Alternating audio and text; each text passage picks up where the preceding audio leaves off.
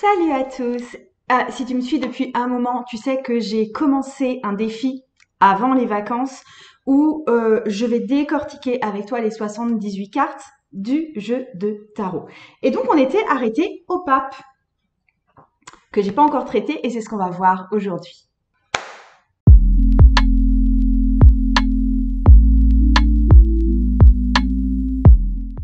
Euh, Avant tout, j'espère que toi aussi t'es parti en vacances, que t'as passé des bonnes vacances. Je pense que je viens bientôt avec une vidéo qui sera plus structurée. Je te dis ce que j'ai fait pendant mes vacances. Enfin, ça va être quelque chose un peu plus perso.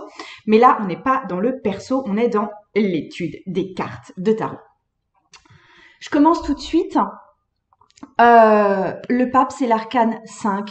L'arcane 5, c'est vraiment là où on va avoir une grosse évolution à partir du moment où c'est bien assis dans la réalité avec les cartes 1, 2, 3, 4.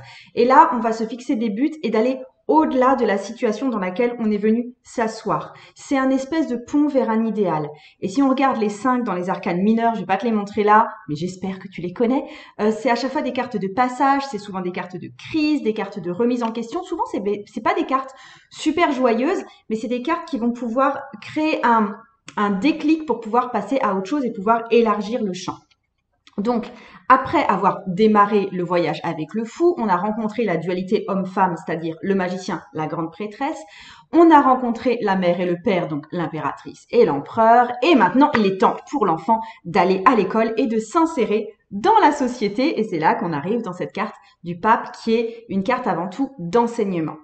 On est dans l'élémentaire. En gros, on est face à des forces qui sont extérieures aux consultants, c'est-à-dire des forces physiques, des forces terriennes, pas mal de mythes dans lesquels il y a un accouplement entre une femme et un taureau. Je pense notamment au mythe de Parsiphae et du Minotaure. En astrologie, le taureau, il est aussi fortement lié à la planète Vénus. Donc, malgré l'apparence masculine d'une religion qui peut être patriarcale, il y a une force de vie qui est fortement reliée à la carte de l'impératrice. Je voulais faire un petit détour sur le mot hiérophant dans le Rider-Waite-Smith, précisément parce que c'est avec le Rider-Waite-Smith qu'on inaugure ce mot. Avant, c'était le pape dans le tarot de Marseille. Le hiérophant, c'est en fait, en termes grecs, celui qui révèle le sacré ou c'est carrément la manifestation du sacré. Donc, on est vraiment dans le rôle de l'initiateur. Et dans un tirage, ça révèle vraiment le besoin de chercher quelqu'un qui pourrait nous dire ce qui nous est actuellement caché, ce qui nous est actuellement inaccessible. Et la signification sous-jacente, c'est que la vie tout entière est peut-être ton maître. Tout est là en place pour te dire la vérité. Et toute la vérité est quelque part sous tes yeux jusqu'à ce que tu la vois, jusqu'à ce que tu la perçoives et que tu puisses enfin en tirer des leçons. Donc, je t'ai dit que le pape, c'était avant tout la carte de l'enseignant ou de celui qui transmet ou de celui qui est en médiation. C'est-à-dire que le pape, il va être réceptif des messages célestes et il va les rendre actifs vers la terre. C'est vraiment une transmission aussi à des disciples. Dans toutes les cartes de pape, on a des disciples en fait. Non, pas toutes. Là, je les ai sous les yeux. Et non, pas toutes, non, des disciples. Il est parvenu à dominer le monde. Quelque part, il est arrivé du niveau 1, 2, 3, 4. Il arrive dans le 5. On voit qu'il a une crosse à 3 étages, qu'on retrouve aussi dans le Rider-Waite-Smith. On peut voir dans cette crosse à 3 étages la domination sur le monde de la matière, la domination sur le monde des émotions, la domination sur le monde de l'intellect. Et il fait de tout ça une unité. De la même façon, il a une tiare à 4 étages et ça veut dire qu'il va réunir le corps, donc le monde des deniers, avec la sexualité, le monde des bâtons, avec le cœur, le monde des coupes, et avec le cerveau, l'intellect, le monde des épées. Et tout ça, ça va culminer, dans le point final spirituel de l'unité des arcanes majeurs. Dans le Rider-Waite-Smith, on peut constater que la tiare, elle est seulement à 3 étages. Apparemment, ça dénote les 3 différents niveaux de pouvoir, être le pasteur suprême, être l'enseignant suprême, être le prêtre suprême.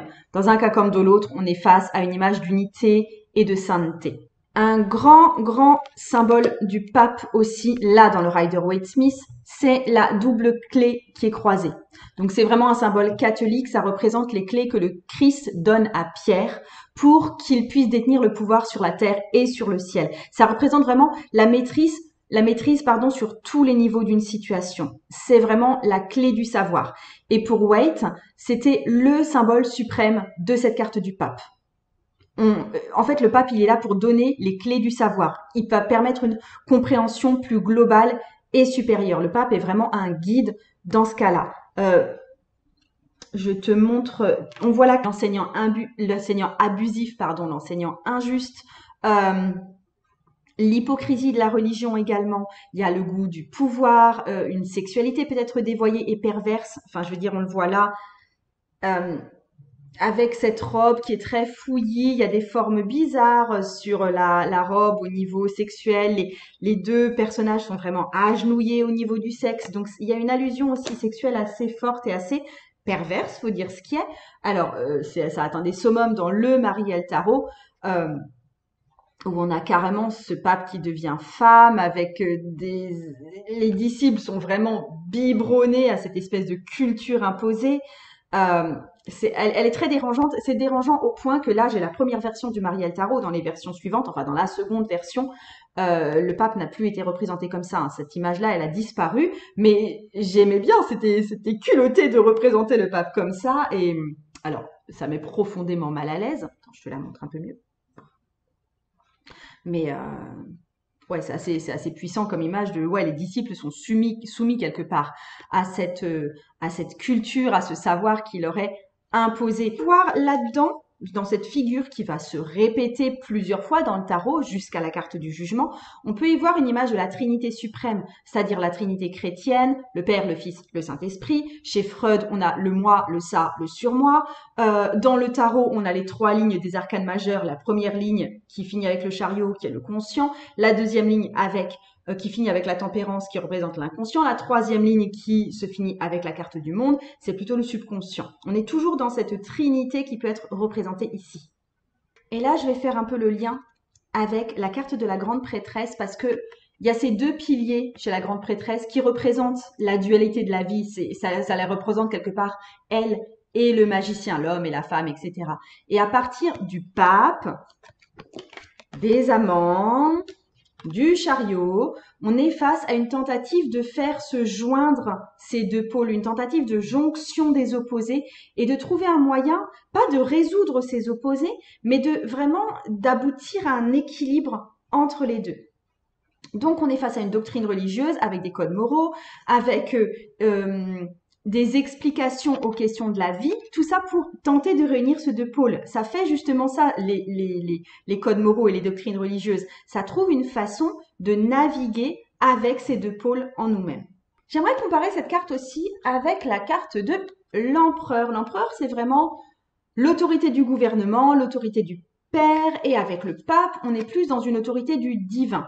D'ailleurs, le mot pape est assimilé au mot père, et il est comme l'empereur romain, un petit peu le pape, il est vu comme un père qui est sage, qui guide ses enfants, mais les deux personnages y partagent une responsabilité vis-à-vis de l'humanité, l'un pour combler les besoins physiques et l'autre pour guider vers une croissance spirituelle. Je voulais aussi faire une comparaison, je reviens à la grande prêtresse, et là, l'apprentissage spécifique du pape provient de la sagesse initiale et intuitive de la grande prêtresse. Il y a vraiment... avec cette carte de la grande prêtresse et de la papesse dans le tarot de Marseille, la possession d'un savoir mystique, d'un savoir métaphysique. Et avec le pape, il y a plus de pédagogie, il va vraiment enseigner la sagesse, il va vraiment enseigner un savoir divin. Donc le pape, il est vraiment dans l'autorité ecclésiastique et la grande prêtresse, elle est plutôt du côté hétérodoxe. On retrouve à chaque fois les deux piliers, comme on l'a dit, et il y a vraiment une similarité, un jeu de miroir entre la grande prêtresse et le pape, et de l'autre côté, l'impératrice et l'empereur. C'est vraiment des binômes, en fait. Je voulais aussi comparer cette carte avec la carte du magicien. Le magicien, il va vraiment donner les mots du pouvoir et permet au processus créatif de débuter, de s'amorcer. Et c'est vraiment le souffle de Dieu au début de l'Ancien Testament. Et le pape, c'est plus les mots qui ont été transformés en chair, qui ont été concrétisés. C'est plus Jésus dans le Nouveau Testament. C'est vraiment la manifestation sur la terre du divin et du domaine spirituel. Et en tant que hiérophant, il transmet sa sagesse avec l'autorité du pouvoir suprême. Ça devient la bouche par laquelle Dieu s'exprime et il est le moyen par lequel Dieu peut interagir avec le monde concret. Je vais aussi comparer avec la carte de l'ermite cette fois, parce que le pape, il est enseignant, c'est celui qui transmet un savoir acquis et qu'on lui a déjà transmis, c'est-à-dire c'est un savoir traditionnel qui va traverser les âges. Et avec l'ermite, l'ermite, il va transmettre un savoir qui vient d'une sagesse intérieure, que les autres vont devoir venir chercher chez lui. Il va pas la transmettre comme ça. Il n'est pas en posture d'enseignant tout le temps. Et il va vraiment délivrer un savoir inspiré de l'intérieur. Donc tu le vois, dans cette carte du pape, je te parle beaucoup des autres cartes. Et je vais encore en rajouter une couche là parce que je reviens au numéro 5 comme un chiffre de lien avec les autres cartes. La carte 5, c'est vraiment la somme des cartes précédentes. Ça permet de synthétiser toutes les leçons qu'on a apprises précédemment avec les premiers arcanes majeurs. C'est possible de casser le chiffre 5 de deux façons. D'un côté, une façon de casser masculine, d'un autre côté, une façon de casser féminine. Si on le voit comme 1 plus 4, ça donne le magicien, l'arcane 1, et l'empereur, l'arcane 4. Donc ça donne vraiment le côté masculin du pape. Et on peut aussi le diviser en 2 plus 3, c'est-à-dire grande prêtresse, l'arcane 2, et l'impératrice, arcane 3. Et on a le versant féminin du pape. Je voulais aussi revenir sur le fait que le 5, c'est vraiment un chiffre sacré en sorcellerie. C'est vraiment le chiffre de l'ancienne vénération de la grande déesse. Et cette vénération-là, elle a survécu à des siècles de patriarcat et c'est en train, honnêtement, de réémerger avec beaucoup, beaucoup de force très récemment. C'est le lien avec une autre figure de sorcellerie qui est le pentacle, l'étoile à 5 branches, et c'est un des symboles les plus puissants en sorcellerie, les plus présents en sorcellerie. Et le pentacle, ça représente l'humanité, c'est-à-dire que c'est un homme debout, la tête droite, les jambes et les bras écartés. Et en fait, le pentacle, ça va vraiment connecter les êtres humains à la nature et également aux cieux. Donc, c'est vraiment dans l'idée du pape d'unir les humains et Dieu à la fois.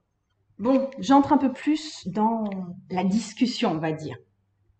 Parce que c'est une carte de tradition, de conservatisme, de conformisme.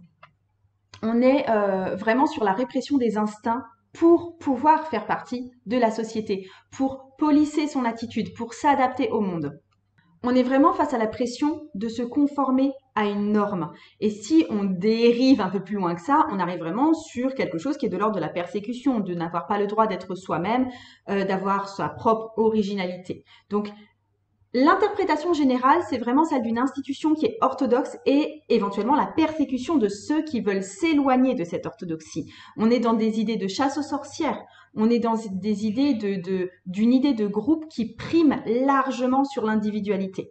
Et dans un tirage, ça peut signifier que une institution, ou même que le consultant domine une institution, et c'est peut-être une invitation à ne pas persécuter les autres, les forcer à rentrer dans le rang, ou à ne pas soi-même se laisser persécuter, ne pas se laisser forcer à rentrer dans le rang. Cette carte, elle peut indiquer un désir de suivre justement les conventions, les normes, le fait d'attacher de l'importance à des valeurs traditionnelles également. Peut-être que des fois, on accorde trop d'importance à l'approbation du groupe, à l'approbation de la société en général, mais en fait, ça va parler d'un attachement aux normes sociales qui peut être éventuellement enfermant si on pousse à l'extrême. Le fait de, par exemple, chercher tout le temps ce qui est considéré comme bien par les autres. Et par rapport au milieu de la tarologie, aux lecteurs de tarot, les lecteurs d'oracle, les gens qui sont attirés par l'ésotérisme actuellement, souvent c'est une carte qui est un peu mal perçue dans ce milieu-là parce que ça implique une oppression religieuse ou une pression des normes sociales de ce qui peut être considéré comme normal ou un métier normal ou des occupations normales. Et du coup, on y voit une obligation de conformité et c'est souvent très dur à vivre pour les personnes qui veulent sortir du rang, qui veulent aller vers quelque chose de plus spirituel ou de plus ésotérique. Mais enfin, il y a une autre façon de le voir, hein, c'est-à-dire qu'on va peut-être entrer justement, si on est attaché à une spiritualité plus New Age, on entre quand même dans un nouvel ordre de pensée avec ses propres normes, parce que même les lecteurs de tarot et les personnes spirituelles actuelles, elles ont des normes et des règles, cette fois peut-être un peu plus choisies, je suis d'accord, mais le pape, ça incarne aussi ces règles et ces normes-là. Et du coup, on peut soit entrer dans une règle qui est très orthodoxe, avec le catéchisme, avec les sacrements, ou on peut entrer dans un ordre vraiment plus ésotérique et peut-être plus secret et y être initié. On a clairement là la marque de Waite qui n'a pas appelé cette carte le pape, il s'est éloigné du pape et il l'a appelé le hiérophant. Euh, Waite parle de ses propres initiations à l'ordre de la Golden Dawn, qui était son ordre ésotérique à l'époque, qui parle aussi de la franc-maçonnerie dont il faisait partie. C'est aussi le cas, hein, je te montre le tarot de Thoth, qui a aussi repris ce terme de hiérophant, et on est vraiment devant une figure d'initiateur divin, mais qui n'est pas, on n'est pas face à une image religieuse catholique. Donc là, c'est vraiment la conception de Aleister Crowley et de Frida Harris dans le tarot de Thoth. Le hiérophant est le grand initiateur en général. C'est pas forcément l'oppression normative sociale ou l'oppression de la religion catholique. Parce que on peut aussi parler de l'utilité des rituels religieux ou sacrés en général. Parce que ça parle vraiment, cette carte, pour moi, de l'utilité de ces rituels dans la vie. Et si tu regardes cette vidéo, je suppose que tu as des rituels dans ta vie, des rituels matinaux, des rituels qui sont liés au tarot, des rituels qui sont peut-être liés à la lune ou aux saisons ou au sabbat de l'année. Mais alors, quelle est l'utilité de ces rituels? Parce que je trouve qu'on retrouve bien ça dans le pape ou dans le hiérophant. Les rituels, première utilité, les rituels, ils prennent des concepts religieux qui sont souvent un peu vagues et ils les mettent en mots et en actes pour que les gens du commun, on va dire, puissent réellement vivre ces concepts et les comprendre dans leur expérience, vraiment dans leur corps. Et du coup, on vit un temps spirituel dans son expérience, dans son corps, dans ses mots. Donc ça, c'est la première chose, c'est de rendre accessible par le biais du corps des concepts sacrés et souvent très vagues et souvent très aériens. Deuxième utilité, c'est que le rituel, c'est aussi quelque chose qui va nous connecter au groupe. On a dans toutes les religions et dans toutes les grandes fondations ésotériques ou les grands ordres, des rituels d'arrivée au monde, des rituels d'entrée. Je pense à la circoncision, je pense au baptême. C'est-à-dire que ça va sceller, je pense même au bizutage dans les facs, ça va vraiment sceller l'individu au groupe auquel il appartient. Et c'est pareil pour tous les rituels d'accueil et d'initiation, comme je viens de le dire. Je suis d'accord, il est tout à fait possible de prier tout seul dans son coin, mais il y a une intensité et il y a plus de puissance quand on s'y met à plusieurs. C'est bien pour ça qu'on se réunit pour faire des messes dans...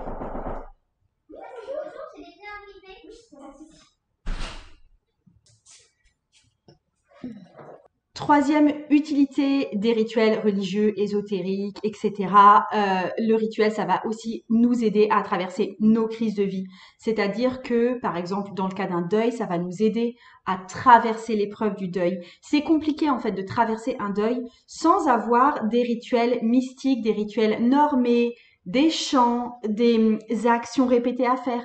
Parce que le fait de traverser un deuil avec le rituel qu'il y a autour de funérailles, ça donne l'impression de faire ce qui doit être fait, de passer à travers le processus. Et ça met là aussi dans le corps, dans les mots, ce rituel de passage d'un état à un autre. Et du coup, c'est vraiment assez salvateur même des fois. On est aussi dans une figure de protection. On est vraiment face à la bienveillance de l'enseignant ou du guide. Après, il peut y avoir la version dévoyée, c'est-à-dire trop de protection, ça empêche quelque part de faire l'expérience du monde. Il y a peut-être que l'enseignant croit qu'il sait mieux que celui à qui il enseigne et du coup, il imprime ce fait de je sais mieux que toi sur l'autre. C'est ce que j'ai aussi beaucoup vécu dans mon expérience de doula. Tu sais, j'étais doula dans une autre vie. Et il y avait beaucoup ce truc chez le personnel soignant qui disait à une nana primipare, c'est-à-dire la première fois qu'elle est enceinte et qu'elle accouche, qu'elle peut pas savoir. Il l'amenait à se méfier de ses propres sensations parce que, soi-disant, qu'une primipare ne peut pas savoir vu qu'elle l'a jamais vécu. Alors qu'il est évident que toute primipare qu'on soit, on sait très très bien ce qui se passe dans notre ventre et dans notre corps au moment où on est enceinte ou au moment où on accouche. Donc c'était un truc qui avait tendance à me rendre un peu folle et on retrouve là l'image de cette surprotection un peu dévoyée du pape. On a ce fait là aussi, du point de vue de la protection un peu dévoyée, de cacher du savoir à quelqu'un qu'on juge peut-être peu armé pour faire face à ce savoir-là, à cette connaissance-là. C'est quand on cache la vérité aux enfants quand on juge qu'elle est trop dure pour eux. Par exemple, j'en sais rien, il y a un animal de compagnie qui vient de décéder et on le dit pas à l'enfant pour l'épargner. C'est aussi quand on se cache à soi-même la vérité par souci de nous protéger. Ou quand la vérité nous est cachée par quelqu'un d'autre pour nous épargner nous-mêmes. Donc c'est aussi des fois une carte de savoir inaccessible, soi-disant pour notre bien. Si je devais donner des figures qui se rapprochent de celles du pape dans des films, dans des livres, dans des mythes, eh ben on est dans la figure de Jésus quand même. On est dans Dumbledore dans Harry Potter, l'enseignant suprême qui imprime vraiment sa tradition, mais dans toute sa bienveillance. On est face à Obi-Wan Kenobi dans Star Wars, qui va apprendre quelque part l'art de la guerre à quelqu'un de plus jeune que lui. En fait, on est aussi dans toutes les figures parentales qui sont porteuses de sagesse et d'enseignement pour le héros. C'est ceux qui vont donner des clés de mystère. Ils vont enseigner une tradition dont eux font déjà partie et ils vont donner cette tradition à quelqu'un d'autre. Ils vont faire entrer quelqu'un dans cette tradition. Ils offrent des conseils, ils montrent le chemin et en même temps, ils forcent pas la personne à choisir. Ils se contentent de montrer la voie quelque part. Après, t'y vas ou t'y vas pas. C'est toujours le héros qui choisit où il va exactement. Et dans ta propre vie, en dehors des mythes, ça peut être n'importe quelle personne qui va t'enseigner quelque chose, quelqu'un qui possède un savoir, une sagesse et qui a juste envie de la partager.